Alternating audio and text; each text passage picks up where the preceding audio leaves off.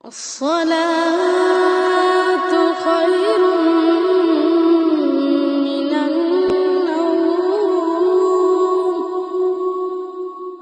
Bismillahirrahmanirrahim. Assalamualaikum warahmatullahi taala wabarakatuh.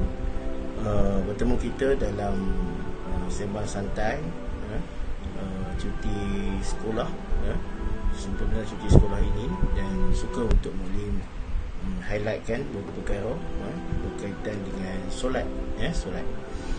Yang mana ada beberapa isu berkaitan dengan pertama, isu yang menjadi polemik hari ini adalah solat subuh macam jemaat. Program kempen ini sangat baik yang dianjurkan oleh seorang artis yang menarik ribuan orang untuk mengerjakan solat subuh berjemaah. Dan artis tersebut mengajak orang untuk pergi bersolat Jumaat pada hari bersolat subuh pada hari itu, dan dia menjadikan kempen solat subuh macam Jumaat. Maknanya dia menjadikan bahawa solat subuh pada hari itu adalah seramai solat Jumaat. Ini merupakan satu kempen yang sangat baik. Niat atau matlamat artis tersebut kita tak perlu untuk kita petikan dan perlu kita persoalkan, itu antara dia dengan Allah. Tetapi apa yang dianjurkan oleh artis tersebut sangat baik, dan kita perlu menyokong, dan kita perlu menjadikan bahawa kempen tersebut berada dalam diri dan di rumah kita, yang mana solat subuh macam solat Jumaat, yang mana kita bila kita mengajak diri kita dan ahli keluarga kita untuk pergi ke masjid untuk mengerjakan solat subuh secara berjemaah. Jadi ini adalah usaha yang baik yang perlu kita amalkan ataupun kita perlu laksanakan, kerana musuh-musuh Islam cukup takut kepada umat Islam yang solat subuhnya seramai solat Jumaat. Kerana solat subuh ini, apabila kata solat subuh, banyak cabaran dan dugaan untuk menghadapinya, terutamanya solat awal waktu dan solat secara berjemaah di masjid. Ada orang yang apabila azan subuh dia tutupkan telinga. Ada juga orang yang solat subuh dia tarik selimut lagi tinggi, dan dia rasa macam terganggu, kerana solat subuh itu boleh dikerjakan mungkin 30 minit, 40 minit, sejam selepas azan. Tetapi solat yang terbaik adalah solat di awal waktu. Itu yang pertama. Berkaitan yang kedua adalah fitnah terhadap solat.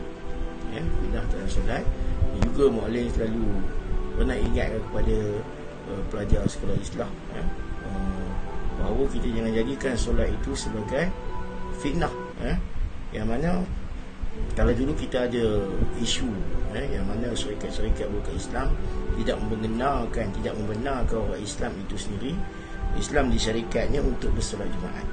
Tapi realitinya sebagai sebuah negara Islam, sebuah negara yang agama rasminya agama Islam, sudah tentu syarikat-syarikat tersebut cukup arif dengan kepentingan dan kewajipan umat Islam, umat Islam terutama orang lelaki Muslim untuk mengerjakan solat Jumaat. Tetapi apabila kita melihat beberapa isu ini yang timbul, apabila kita membuat siasatan kepada syarikat-syarikat tersebut, mereka sebenarnya sudah memberikan peluang, memberikan pelepasan kepada orang Islam itu sendiri untuk mengerjakan solat Jumaat, dan beri pelepasan masuk lewat sikit. Kalau orang bukan Islam ataupun Islam, dia keluar pukul 1, tapi orang bukan Islam dia akan keluar pada pukul, dia akan masuk kerja pukul 2. Tetapi pada hari Jumaat dia berikan pelepasan untuk masuk 2:30 petang. Tapi malangnya bila pelepasan itu diberikan kepada umat Islam, tapi sebenarnya mereka tidak bersolat Jumaat, dan kesempatan itu mereka tidak masuk bekerja pukul 2, tetapi mereka mengganggu pekerja-pekerja lain untuk bekerja, dan mereka mensisiakan peluang yang diberikan. Sebagai majikan, apabila merasai dan menyedari keadaan tersebut, mereka mula berfikir bahawa pelepasan diberikan mereka itu sebenarnya tidak digunakan dengan sebaiknya.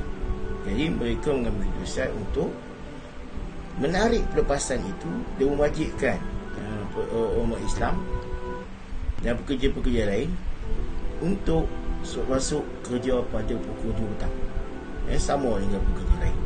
Tetapi keadaan tersebut menimbulkan kemarahan beberapa pihak yang mengatakan bahawa majikan-majikan bukan Islam ini, mereka tidak membenarkan orang Islam untuk bersolat Jumaat. Yang kedua, ada juga isu yang berkaitan dengan solat juga. Kita memfitnah solat. Kadang-kadang kita rehat, kalau bekerja kilang itu dia rehat pada pukul habis pukul 2. Saya masa masuk kerja pukul 2.30. Mereka menjadikan solat itu sebagai alasan untuk mereka masuk lambat. Padahal azan ataupun waktu solat zuhur mungkin 1:10 minit, 1:20, 1:30, dan mereka boleh mengambil peluang bersolat dalam masa rehat tersebut. Tetapi mereka menjadikan solat tersebut alasan untuk mereka masuk lewat. Dan ini menjadikan kita umat Islam, walaupun kita ahli solat, tetapi kita tidak menggunakan peluang yang ada untuk kita bersolat.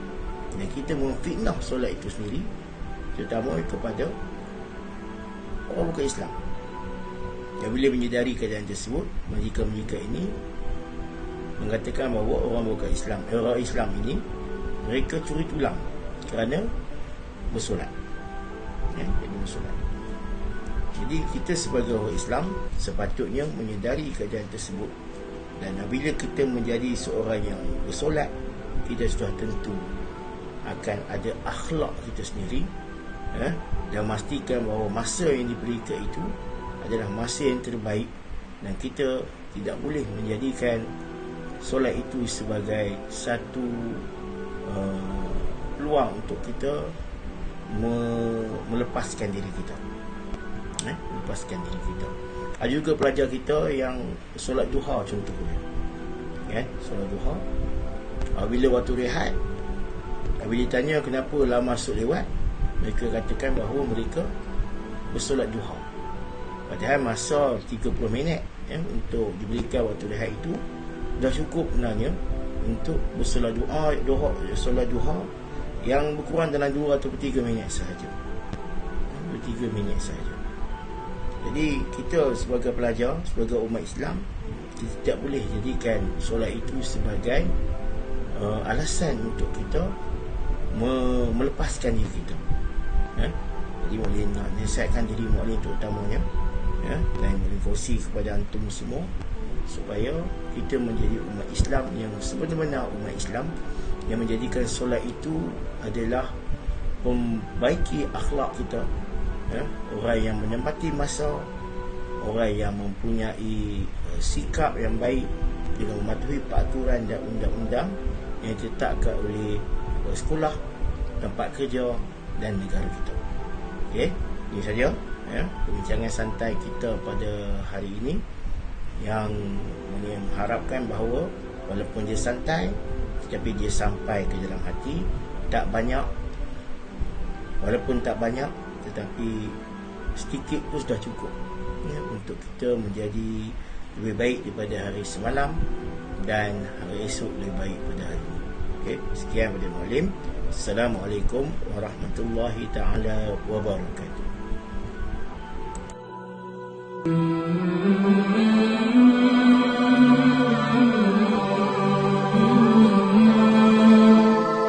Mm-hmm.